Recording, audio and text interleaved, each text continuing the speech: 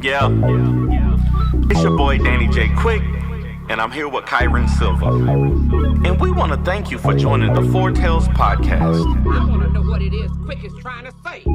We're about to talk some comics and get a little bit controversial. Everything from indie books to movie to level commercial. With no rehearsals when we converse to coerce you. And then we do the quick takes and try to get to the person. So join us and get your comic book a few more sales once a week wherever you pod. It's Four Tales. Once a week wherever you pod. It's Four Tales.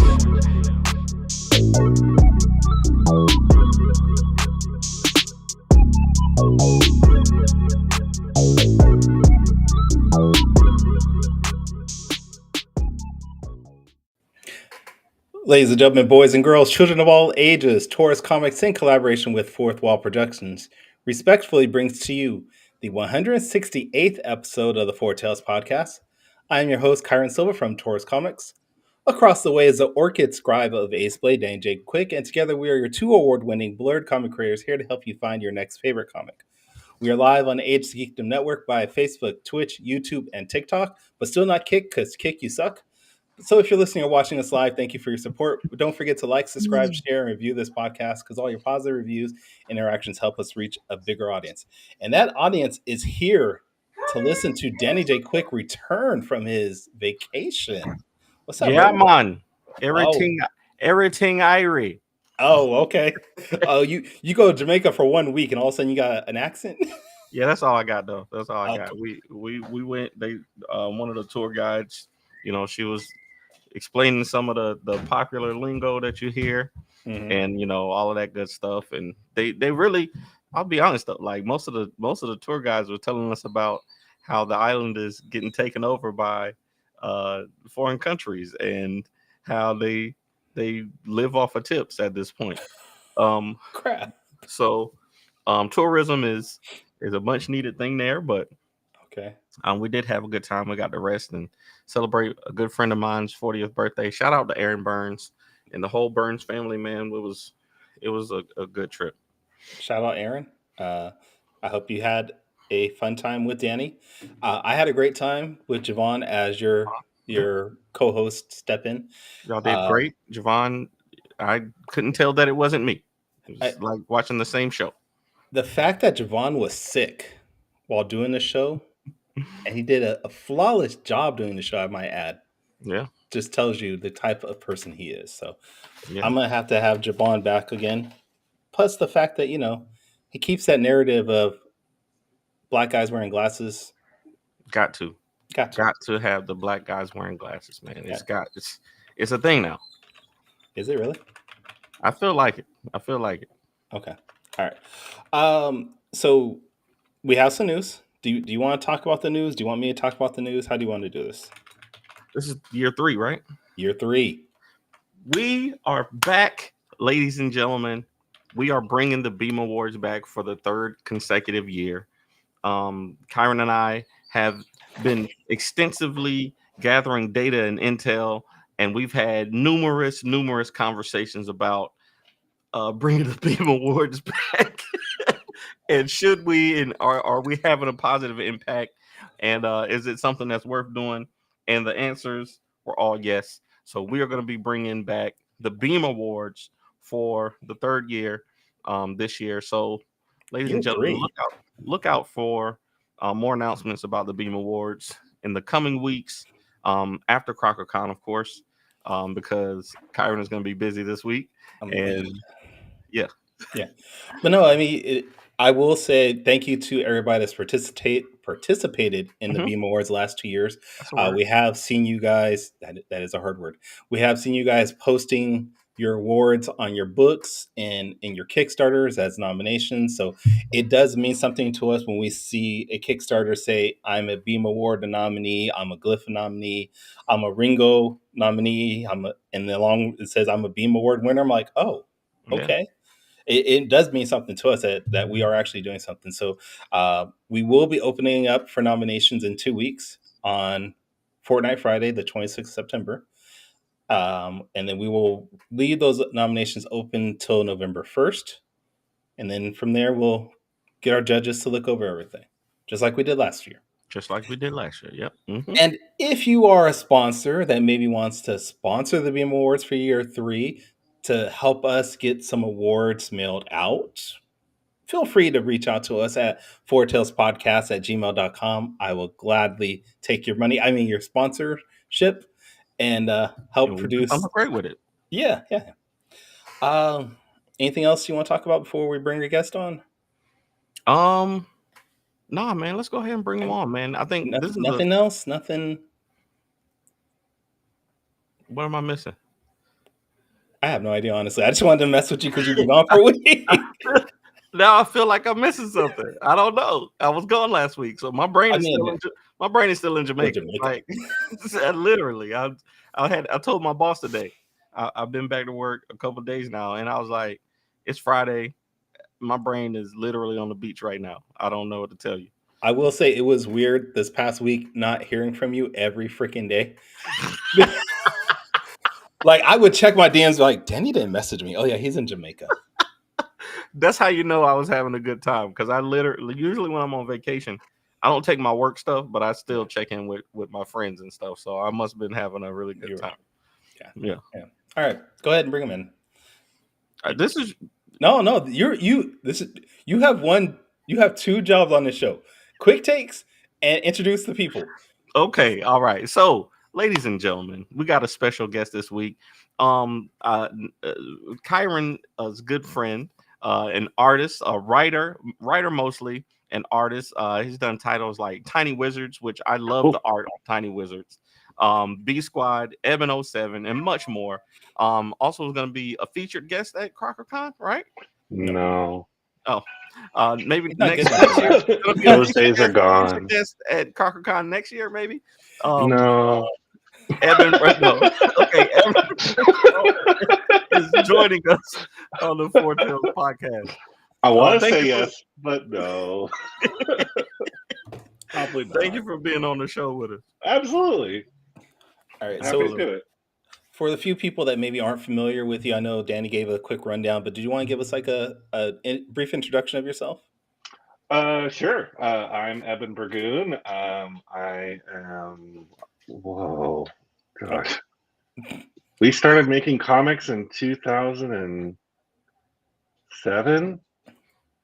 Ooh. That's a long time.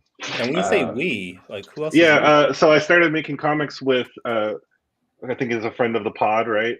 Dan Bethel. He is.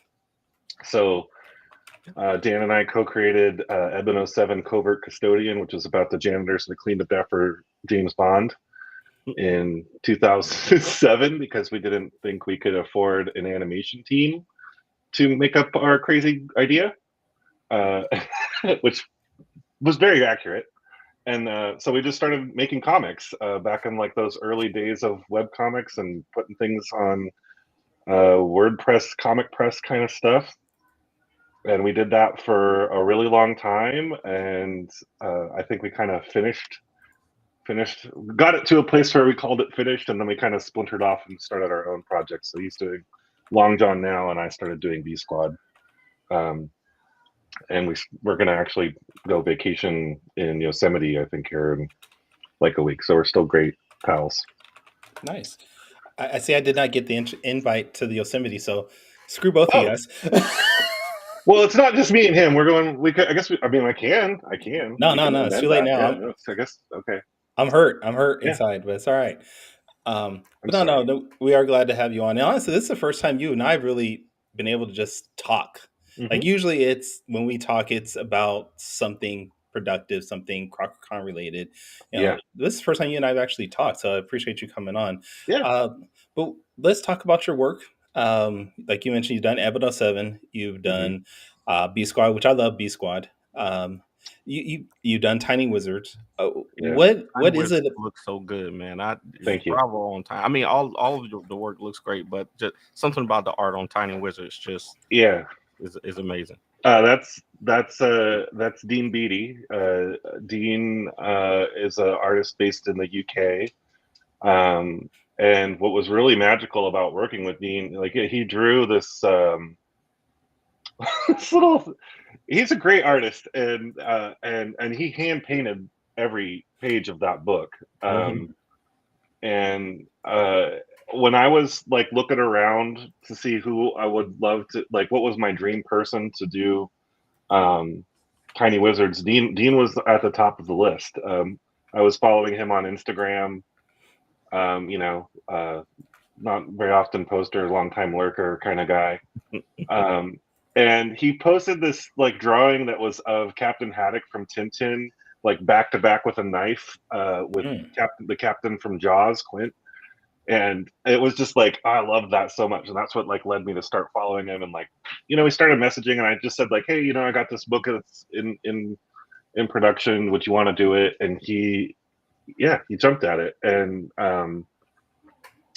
he was just so great to work with, and I'm hoping that we still get to collaborate in the future. But I know he's like really kind of, he's starting to draw more again and get back into it. So remains to be a conversation with him. And like during COVID, we like palled together and like did trivia over Zoom. And I flew over to Thought Bubble, which is a really wonderful convention, probably one of my favorite conventions I've ever done in the UK. Bubble, like the YouTube Thought Bubble folks? No, the Thought Bubble is I don't think it's the same. But Thought Bubble is a convention that's outside of, I think, Leeds. It's in a small town called Harrogate, which is like a spa town in northern England. And man, it's so fun. Like they just bring people. It's a very, very comics focused convention. Like if you ever had the chance to do like the Alternative Press Expo here in California before it kind of went the way of the dodo. It's just like so laser focused on comics. Like they only bring comic guests. They don't bring any like voice actors. Like there's no celebrities. The celebrities are the comic people. Like they really laser focus on like That's the rare. It is very rare, and it makes it just like extra wonderful because you know the people that are showing up. Like I love good costumes and cosplay, but like that show, it's like one of those ones where like it's kind of more rare that you see somebody dressed up because like people are there to read books and buy books. And it was just such a, I don't know, that was a great show. Like I got to give my books to like the British Library and like met a whole bunch of friends that I had only seen from afar, and it was just like the first con I did out of COVID, and it was a little scary, but we did it, and it was great. And it was expensive. yeah. I didn't think a suitcase full of books was gonna, you know, I sold almost every book I brought, but like I didn't think a suitcase of the books was gonna, you know, solve all my financial worries for sure. Oh yeah, those trips out of the state, they get expensive really quickly. Yeah. You know, just saying, don't go to North Carolina expecting. It felt like a good working vacation. I'll just say that much. Yeah, dude, I thought you had a good time, Kyron, when you came out here to the. Yeah, that looked great. No, I had a great. Wasn't that the first time you guys met in person too? Yes, it was. And that was the same thing for me and Dean. Like we had really only sent emails and like seen each other on Zoom and hung out. Like it was just it was a real dream come true thing. Like there's another artist, Dave Stokes, who he's on the same kind of like weekly chat. I got to meet him. I got to get to know. I had to meet Dean's kids. You know, like it was just really it was a really magical thing. Nice. Yeah, and his wife too. Oh yeah, can't forget the wife. Come on, can't forget the wife. Yeah. So yeah. Back to the comics. I think that like comics is just. I always have this thought, and I feel like I'm having it more as I'm getting older, that comics is like really the place where people can make things that, you know, make sense to them, like things that might not appeal to, you know, the masses, but things that just little quirky ideas in your mind that you can literally create with a team of people. And some of your titles, like like, and I mean this. Wait. That's cool. I get it a lot. I mean this in the best way possible. No, because I've said this to Evan. His titles match him. Like they are one and the same. It's not. and I mean it. I truly mean this as a compliment, man. Like I take it as a compliment, truly. literally, this Tiny Wizards book, like the B Squad. Like I'm looking at it and I'm like, who would have thought to make this a story? Like you got the Sean Connery on the like. What is your process for like choosing? Because I get a lot of ideas. I know Kyron gets a lot of ideas, but Yeah. we don't. We choose things. I know for me, I'll choose things that I think I can, that have a large market appeal. Superheroes, things like that, horror stuff like that. And a lot of times, like I have a idea called the Dragon Fairy that I want to make so bad, but You should. I know nobody's gonna buy it. I know I'm not gonna be able Well, to sell it. I think that's a larger thing. I think a lot of times comics specifically are so grounded in sort of this is going to sound like an anti-capitalist rant. I can already Sorry, tell. go ahead. Here I go. Have Comic books are labeled as an industry, right? The idea that you're going to have to make money, that you're going to have to do all these things, and yet, like by and large, most people who are making comics today, they've got a day job. If you're not pursuing your passion and the things I that have a you day will job. personally, yeah, I do too. Kyron, you, huh? I have a day job. It's just making comics. And that's good. I don't make a think, lot of money on that day job, but I have a job. I for a long time didn't have a day job and was just doing comics. But I will say, the majority experience, even for a lot of established and even really like very notable comic book creators, they have another thing that's giving them the safety of a day job. And so I think when you're art specifically like is not something that culturally like is ascribed a lot of value. We consume it, we love it, like, so we kind of think about, I've got to create something that's marketable, I've got to create something that's gonna sell. That's an extreme pressure that you're putting on the art and your own creative ambition, right? Like if you can separate the economics from what you really want to do, and do it well and do it deep, like I think it's going to pay off so much longer, because comic books, you just look around, the guys that are in their 70s 80s plus, they were doing what they wanted to do, and they kept growing their audience slowly and slow build, and they told the stories they wanted to tell, and those are the ones that turn into the legends that we love. So Great. I would say if you're kind of like in your like mid-career right now, this is the time to try to coach your audience toward what you really want to do. And they will not be like, oh, he sold out. The sellout is like the other thing, right? We know who the sellouts are. They sell the corporate thing, and they're telling the stories they want to tell, but they're doing it through the lens of some IP Batman. they don't control, Yeah, they're telling a story through Batman. Mm-hmm. And Speaking of audiences, Brad Arney said, Danny, whatever you make, he'll buy one. There you go. Thanks, Brad. That's exactly what Evan's talking about. It's finding that audience. And absolutely, man. I love it. And I'm going to do Dragon Fairy someday, because I think it could be a great should. story. Because, but yeah, no, I agree with you. And I think there's a balance to it. Of course, like Scott Snyder is, as an example, Scott Snyder makes some great. He tells some great stories. They're not all super mainstream stories, but if he can use Batman to tell like this, the absolute Batman was really Beautiful. good to me. Like it's really good to me, and it's not. It's a story with a message, and but then there was also Canary, which was really different. That he did, and I think there's a place for all of it, for sure. Yeah, exactly. I think in that same breath, like I'm not trying to say the like quote unquote sellout thing is necessarily a bad route to take. It's just like comics specifically too are also just full of all these different journeys. Yeah. And your journey is your journey. Like the way that you get to where you want to be is going to be yours ultimately. Somebody's going to ask you like, what was your secret to getting to be Danny J. Quick?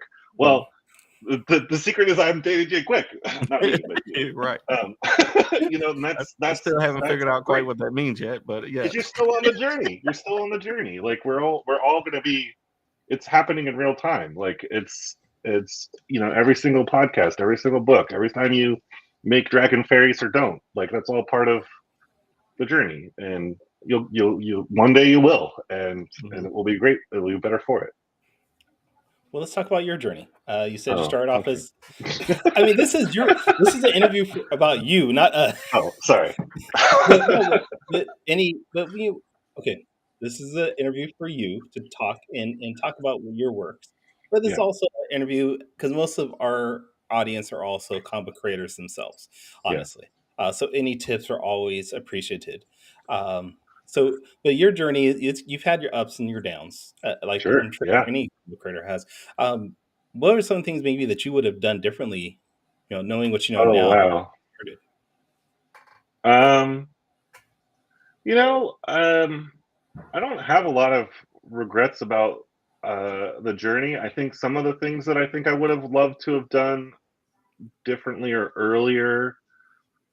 I'll give a good example. So, like, B Squad was a really, really wonderful project. It still is. It's still something I am considering resurrecting.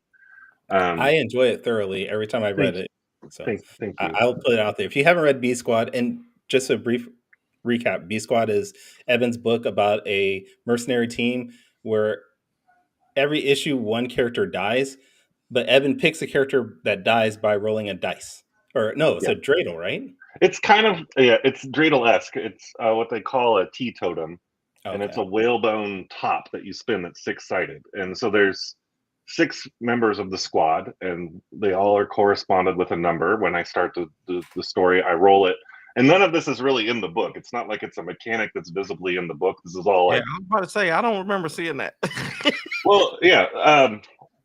Okay, so I guess maybe to like unpack process. Like the reason I made this story was, or this one after this is I love making characters, and so when you're kind of talking about like, how do you pick an idea? B Squad was really born out of I don't want to write an Indiana Lebowski series. I just want to use that character. I want to have that character like to use, and I wanted a lot of characters. I always am thinking up like, oh, it would be fun to do this, and it would be fun to do that. So B Squad, by making this sort of like expendable engine in it, Mhm. it allowed me to kind of like, rather than focus on one individual character, make a collective narrative that I'm telling. And there's this how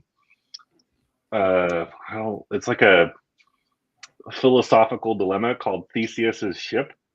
And the concept is like when Theseus left from Greece, he goes on his voyage, and throughout the voyage, different parts of the ship a serpent bites the side of the ship. Well, they need to patch that up, and then a storm ruins the mast, and then they need to fix the masts and the sails. By the time he gets back to port, It's a whole new every ship. single part is Mhm. different. Is it the same ship that left? It's still Theseus's ship. So is it a matter of possession, or is it a matter of the physical components? Mhm. So the heart of B Squad is playing with that philosophical dilemma, allowing me to basically, as I chew through these characters, like, is B Squad going to be the same, or is it going to be different? And are you going to enjoy, the same? Because that's the thing about things like the Avengers or a Suicide Squad, for that matter, which I think my book's more funny and more better than Suicide Squad, but neither here nor there. But it's also more random and weird, and it lets me explore lots of different ideas that I have. Because I just give the mission to the squad. So if I have an idea for a comic book, I can give it to the squad to play with, and then the other side of that too was kind of addressing some of the inequities in the medium and in the industry, which the goal of B Squad was always to try to platform artists that were emerging talents or hadn't had the opportunity to illustrate a full series or illustrate, excuse me, a full issue of comics, because when you go to a convention and you want to meet an editor, the first thing they ask is, let me see your sequentials. They don't care about your fan art. They want to see if you can tell a story in pictures. And for a lot of the people in Sacramento that I knew, that were illustrators, they didn't have somebody who was writing and could give them something to sequentially make and pay them to make that. So the goal was I would pay them usually a small stipend, but it would help them make the first 5 issues or first 5 pages so that I could share that with Kickstarter.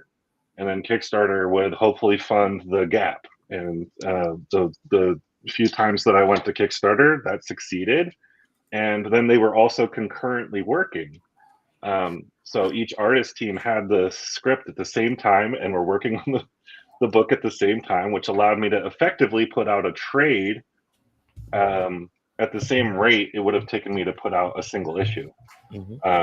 And you know, a lot of the people that worked on B Squad, in terms of what I would have changed differently, like one of the most beautiful things about B Squad was when we would be able to go to conventions and all these artists were kind of at the same thing, like they were at Stockton Con or SatCon or whatever convention.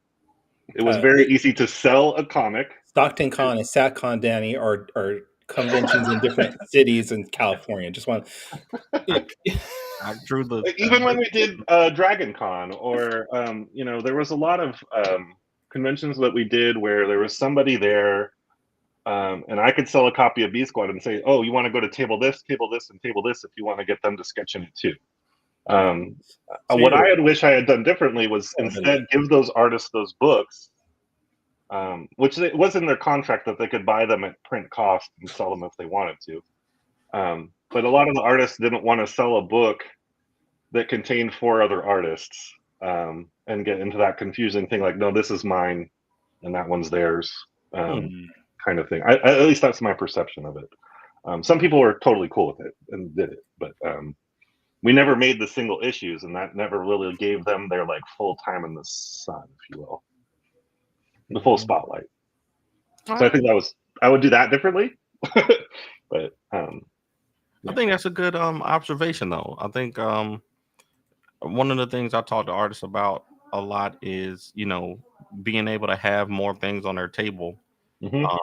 Like I do a lot of variant covers for Ace Blade, and you know, just one of the selling points is I might not be able to pay you the best price, but I can get you some comics on your table.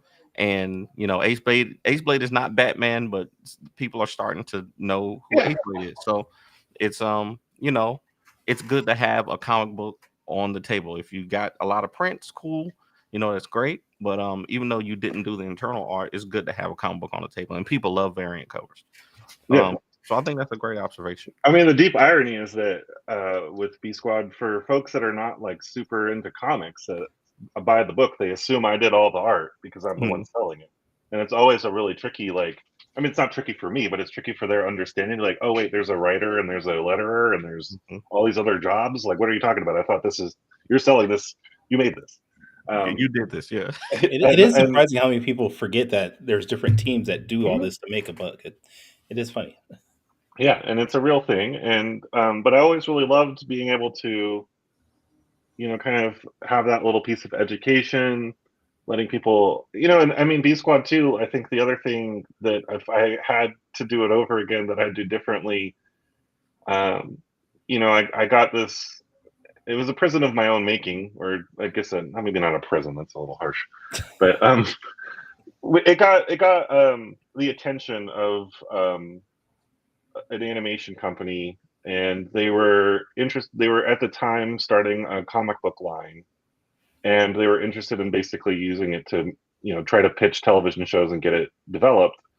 And they wanted to kind of put the book into hiatus because they were going to like relaunch it and republish it. There's some other things that happened in my life at the time that kind of made that really, really tricky.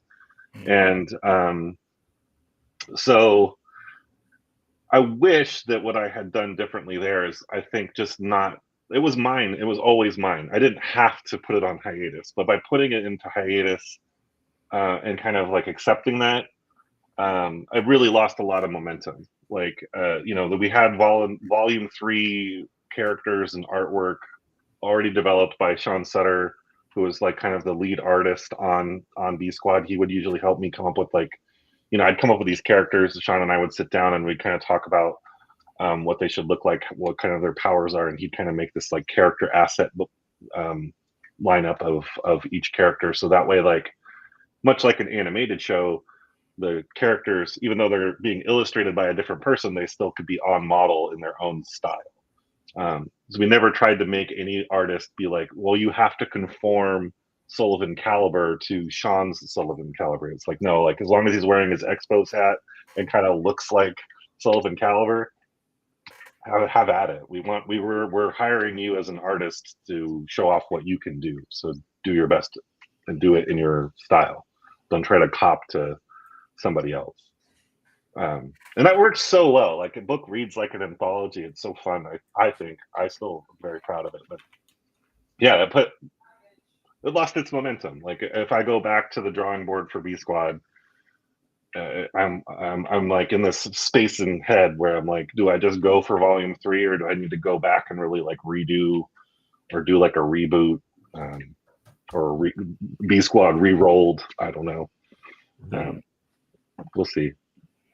Okay. Because if they had developed it into a show, that was always like an idea, was that like the show episodes would have different die rolls than the comic book, so therefore it would tell a completely different like multiversal story.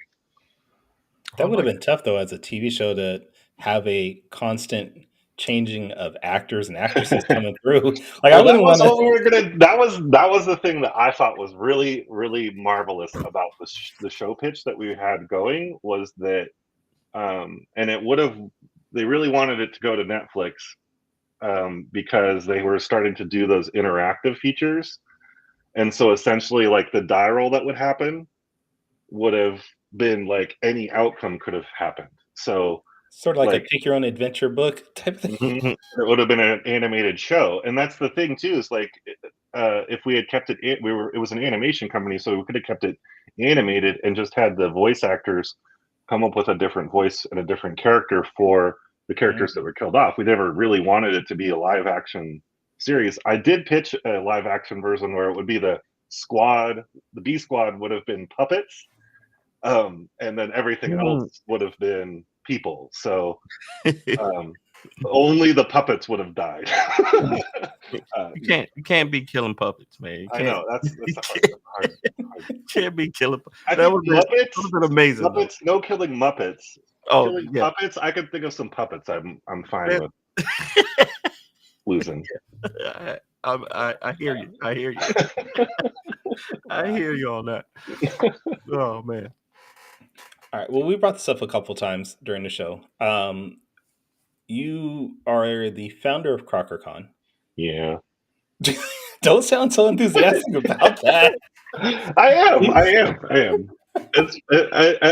I think it's just so close around the corner that it's like the work of it is. Whew. It is a lot of work. What can you tell us about CrockerCon that you're maybe excited about? Oh wow! Well, this year's CrockerCon. So for I don't know how much you guys are talking about it on the show, but CrockerCon is essentially a comic book convention that is happening at a nationally accredited art museum here in Sacramento. So it really allows for a kind of a bridge to get created. So for pop culture, comic book enthusiasts, they are going to hopefully feel more welcome to come to an art museum, and vice versa. People who love to go to art museums get exposed to the art and passion and the process of making comic books, and hopefully helping to legitimize, which I, because of this whole other thing, learned recently that like it's now up to like 67% of in America that people view comics as art and literature. So like we've made huge strides in helping to legitimize comics as a true art form in the public's opinion. And so I think at the same time, though, I think those two things sometimes don't always mix in a way that allows for like, again, like that comics focused kind of convention. So that was like really my hope when I was like literally in an elevator with decision makers at the museum in 2013, and I told them like, oh, we could do a comic book convention, and that would be so cool if we did it here. And they were like, no, we don't do that kind of thing. And it was only like much later through some kind of like strokes of fate and being kind of the squeaky wheel that I am, and kind of just offering them up other opportunities to explore comics over that year, and they said yes eventually. And that first one was such a huge hit for them that they then were like, well, let's do it bigger next year. And then it was always like, let's do it a little bit bigger. Let's do it a little bit bigger. And I would say last year when we brought Kyron on to help organize and create it, we really got to the place where I felt like I'd achieved my vision for the show. And now this year we're going even bigger, and we're making it a whole day weekend on September 21st.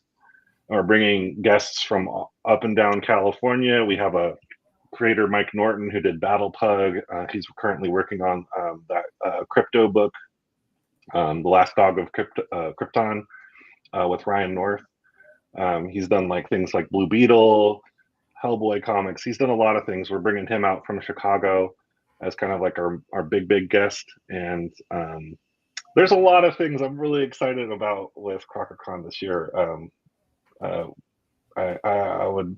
don't know if we have time in the podcast to go through all of it, but I would Probably not. Yeah, it's so good. This year is like really great, and I think it's a testament to like the legacy. And like the museum is, I do work at that museum, and I think the large reason is because CrockerCon's been such a big success for the museum that I work there.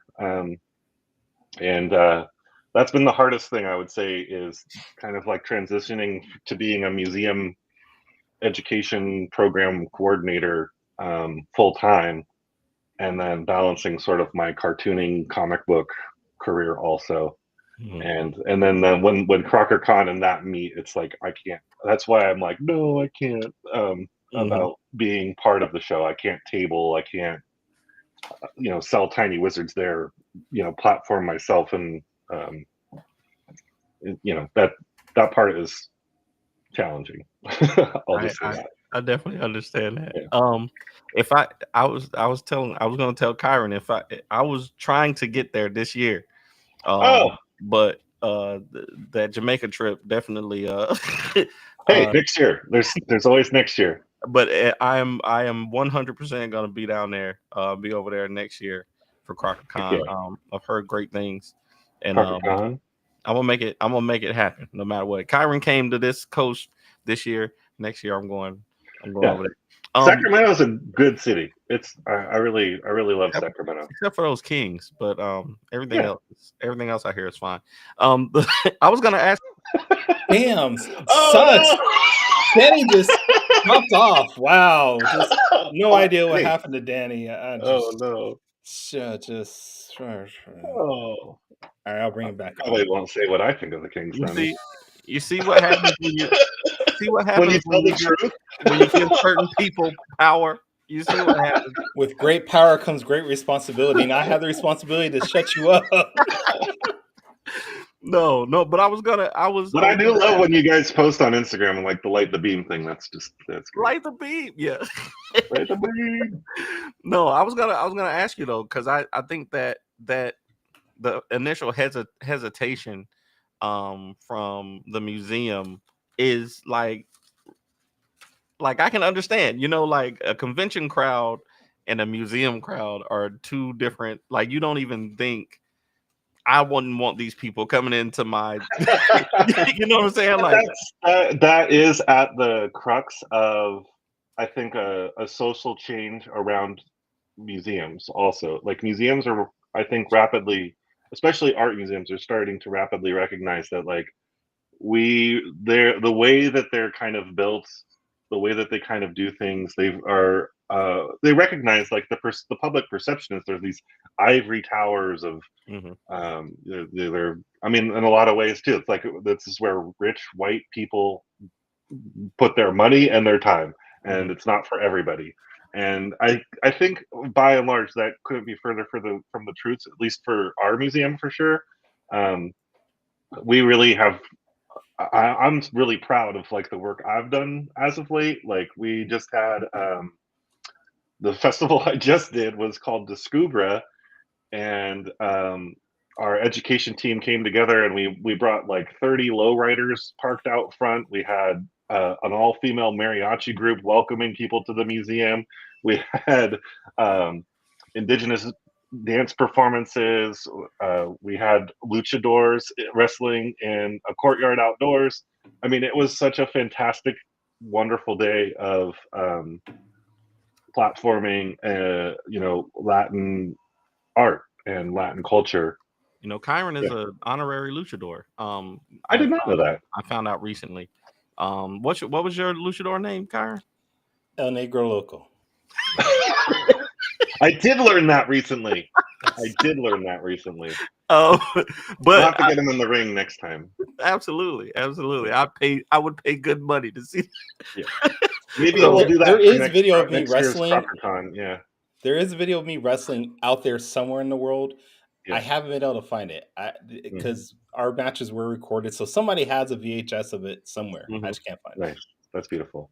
Yeah. Before we do quick takes, I was gonna say, I think the thing that you brought up earlier about the education, like people needing to know, or people not knowing that teams make these comic books. You know, I think that there is some overlap in the education and literature space for comic books. And I went to the Smithsonian, the African American Smithsonian in DC, and they were doing a Black comics presentation, and I think that what they did there was very well done. Like, they showed the history of Black comics, and they showed Milestone, they showed Mr. Terrific, all of that good stuff.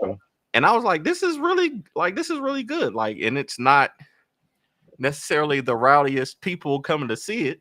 Like, my mom went, and she enjoyed it. But I think that there's a balance, and I can't wait to see how this year's CrockerCon goes. Yeah, I mean, I've been incredibly lucky in being an independent comic book producer with no publisher to be able to travel the world and bring comic books to places like the United Arab Emirates or to Egypt, and be able to give presentations and talks about how comic books as a medium truly are art and literature, but they're also a place where you can really unleash your own imagination and your own creativity, and do it in a way that maybe your other big dreams, it can be that stepping stone towards those things, but at least it gets it out of your head and onto paper. And that's, I think, one of the hard, like, if you're not writing the script for, was it Dragon Fairy? If you're not writing that script and you're not getting that idea out of your head and onto paper, I hope you are, because like that's even a real rough version. Like, just getting it out of your head is sometimes the greatest challenge. And I think right now too, we particularly don't look at art as a way of better critical thinking skills. Like, there's nothing like a blank piece of paper that presents an obstacle that needs to be met with critical thinking, and like, how am I going to do this?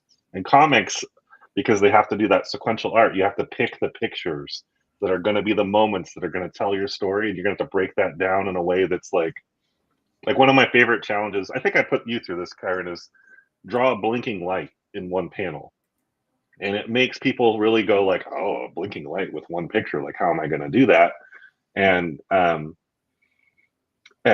it's a really interesting thing, because I think for me, it really, like, there's not a right or wrong answer necessarily, but to like really achieve it, it's usually going to take more than just drawing a light bulb. You might have to marry that with some words like blink blink, or some emanata, like some emanating lines coming from the bulb. So you kind of get, in one panel, you get all of these kind of like comic book storytelling techniques, by putting that in front of third graders to see how they want to try to draw a single blinking light is like so fun. Anyway, I've been really lucky with doing comic book workshops. Like, that's been a huge part of my career that I often don't talk about enough. Probably. Nice. That's great. That's great. All right, Kyron. I know I took over the interview a little bit, but do you got anything else before we do quick takes? No, I'm good. I'm good. That's good. Okay. Kyron is a strickler for this for this timeline that we have. If we get too close to 8:45 and we haven't done quick takes, his anxiety is killing him on the inside. I can tell. Yes. All right. Quick takes. All right. Kyron, I'm ready when you are. Ladies and gentlemen, tonight we get to finally light the beam. Light the beam!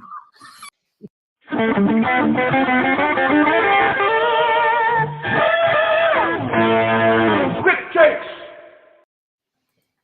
All right. So if you haven't seen the show before, Quick Takes is a rapid Q&A session where we grill our guests on their deepest, darkest secrets from the internet. We're going to ask you 5 questions. You got 45 seconds each to answer them. And this is just something for our audience to get to know you a little bit better. Okay. So question number 1. I am a Wordle fan, and I hear that you're a spelling bee fan. But I know most people who do the spelling bee also do the Wordle. So I do. Which one, Wordle or spelling bee, and why? Well, spelling bee doesn't track like your streaks or anything like that, and I love a good Wordle streak. So I definitely do Wordle all the time. My first word is haste. I've gotten it one time, but that usually gives me like that. I'm either a 2 or a 3. My 4s and 6s are not right, or my 5s and 6s are not very common. Really? Yeah. The haste is a good starter. Okay. I have no idea what y'all are talking about right now. Spelling bee is awesome though. I love spelling bee. Spelling bee is a lot. I have trouble with spelling bee, but I'm the best in my house, at least with Wordle. That new Domino one is fun. Domino, I haven't tried that yet. I haven't tried it yet. I love connections, but I'm not good at it. Same. So yeah. Same. Okay. Question number 2. I want to right up the street. We got this city park, and we have this little library in it. Cool. And I saw that you posted about filling up a little library. So I want you to tell us in 45 seconds about the magic of little libraries. Oh yeah. I've got an old newspaper box, and I hand painted it with like comic book kind of things, and it's a comic book little library. So, and it's very popular. I have to like reload that thing a lot. But basically, you basically just register with this little company in Minneapolis, and they'll put you on a map, and people can kind of discover it. And the exciting thing is that got on the radar of this book fairy. She drives around with old library books, and now that she knows that there's a comic book focused one, she drops off comic books into that thing like every other week. She's fantastic. Her name's Pat. She's a magic human being that goes and fills up little libraries all around Sacramento. I love it. I love it. See, 45, right on the dot. Right on the dot. That was good. I was born for this. This is great. Okay. Question number 3. Now, we usually have people on one side or the other of this question. I'm a dog lover. Oh, sorry. No. I'm a dog lover. I've never had a cat in my house. I refuse. Cats, are a different thing. Kyron has become kind of both a cat and a dog person. The cat lord. And I believe you have cats and dogs, right? Mm-hmm. So living together. For a person like me who can't imagine having a cat in their house, what are some of the good things about having cats and dogs? Oh wow! The number one thing is when you get what I call the cuddle puddle. If you can get a cat that kind of loves dogs, which usually are like tuxedo cats, are like incredibly good at this. We had a tuxedo cat that was a magical glue cat, and it would sleep with the dachshunds, and it would be just this little ball of dogs and cats sleeping together. That's amazing. We fortunately, all of our wiener dogs are elderly, and so they could care less about the cats, and the cats generally avoid each other. And I love cats. They're very you get a good indoor cat, like they're just fun to kind of be weird and fun. Yeah, I don't know if I sold it, but the cuddle puddle is amazing. I don't know. I might have to. My aunt had a cat, and that thing was the meanest thing I'd ever seen. Get a tuxedo cat. Tuxedo cats, like the ones that are like that look like they're wearing like a little tuxedo. They usually are like way more friendly and way more social. Okay. All right. Yeah. All right. Question number 4, and we've talked about CrockerCon a little bit on the show already, but I want to. Now you don't have to do this if you don't want to, but I want to know. What are the best things, if you can, in 45 seconds? What's one of the best things about CrockerCon, and what, honestly, in your opinion, is one of the worst things, or one of the things that you would like to see improve about CrockerCon? Okay, the best thing I think right now is that like the museum believes in it. The museum believes in it in a way where they're committing a lot of resources that the museum gets. We're able to, in some cases, fly these guests out, pay for them to come out. There have been CrockerCons where that has not been the case.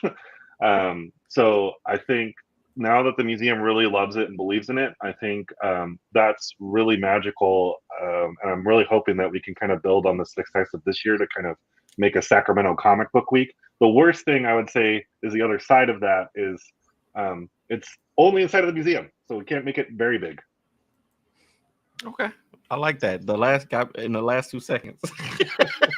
I like that. There are definitely other things I could say there too, but I want to respect the 45. That's right. That's right. Gotta stick to the time. Yeah. Okay. So question number 5. We always have our guests do a top 5 list off the top of their head. To celebrate our other show, Top 5 Live, that we do on Tuesdays.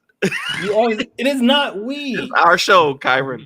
I haven't been on that show in like a year. If I'm on the show, then you're on the show. It's our show. So for you, Eben, I want to know, what are your top 5 James Bond movies? Oh wow. Okay. I'm gonna put Goldfinger as number 1. Probably From Russia with Love is number 2. 3 would probably be Casino Royale. Okay. 4, Thunderball. 5, it's the Timothy Dalton one where they oh no, I need to get a GoldenEye in there. Well, GoldenEye. GoldenEye. Oh good. Man. Yeah, GoldenEye's way too good. I'll bump Timothy Dalton. Sorry, Timothy Dalton. Hey, that's a solid list right there. That's a solid list. Okay, all right. Sean Connery is definitely my Bond. Sean Connery is the guy. Is that guy? Yeah. For sure. One of my favorite Eben 07 ideas that we never got to do. I still want to do it, and at risk of somebody stealing this idea, who cares? I would love to see it exist. I really wanted to do an Eben 07 story because again, he cleans up after James Bond, but where the current James Bond, whatever James Bond it is getting hunted by the former James Bond, who's tired, and so Sean, at that time it was going to be Sean Connery, but then Sean Connery died, and I was like, well, maybe we do a Pierce Brosnan hunting whatever the new Bond is. I thought would be like a really fun one, and so the janitor is kind of having to ride the the battle of like, I don't really know whose side, and they're both making messes. So it's like you said, having to like separate the children from like ruining everything. Caught in the middle of the two things. So it was, and then it would hopefully like set Ninja Dan and Eben 07 kind of at odds with each other, because they were gonna. That would be a great. It would be a great movie. Yeah, it would be a great movie. I think the closest we got was probably GoldenEye, because at least it was like 006 versus 007. But I think we were going to call it Revenge of the Number, which I also think is a great title. And because like there's so many, there's so many James Bond movies where the Bond gets like kind of let go by MI6 for some reason, but this one's like, okay, well, fuck you too then, and goes and tries to get revenge. Hey, I like it. I say you should Yeah. write it. I know I should. Well, That's thank you. That's I should take my own advice. There you go. If you do Dragon Fairy, I'll do Revenge of the Member. I've already hired Kyron to draw Okay, Dragon perfect. Fairy during this show, so I'm gonna make it happen. Perfect. Thanks for doing that. This week, Quick Takes has been brought to you by the Gemini Comic Supply. So if you go to Gemini Comic Supply and use the promo code AceBlade, you get 10% off your entire order. Back to you, Kyron. See, right. we're too close to what time is it? 8:55. Yeah, you're tired. That's what it is. You're ready for bed. That's all it is. Eben, we appreciate you being on, talking about your career. I mean, I knew coming in there's no way we could have gotten through everything just because you're a talker. So I know there was no way we could have got through everything. So we might have to bring you back another day in the future if you're willing to. But 100%. we do want to make sure, though, that our followers and our listeners keep up with you and your work. So where's the best place online to do that? Well, my name is my website, so ebenburgoon.com. I have a mailing list there that I post to fairly infrequently. And then I post to Instagram, probably is the only place I post. I sometimes post on TikTok, but ebenburgoon.com is probably, if you want to find where I do things and what I do, that's where to go. 100%. Okay. Danny, where can people check your work out?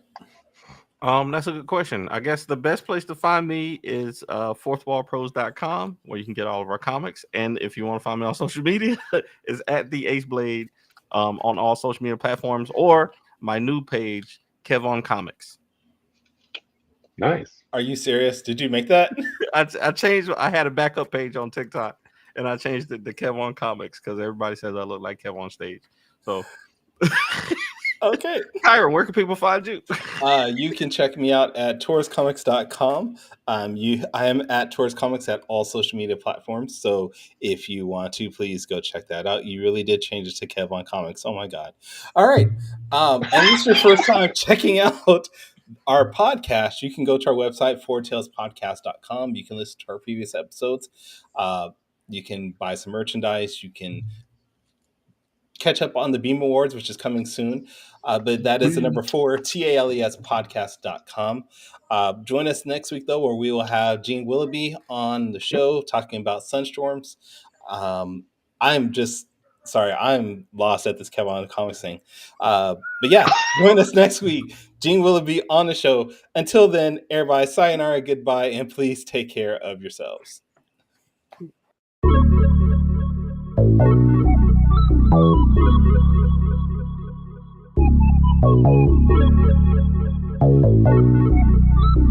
I want to know what it is Quick is trying to say.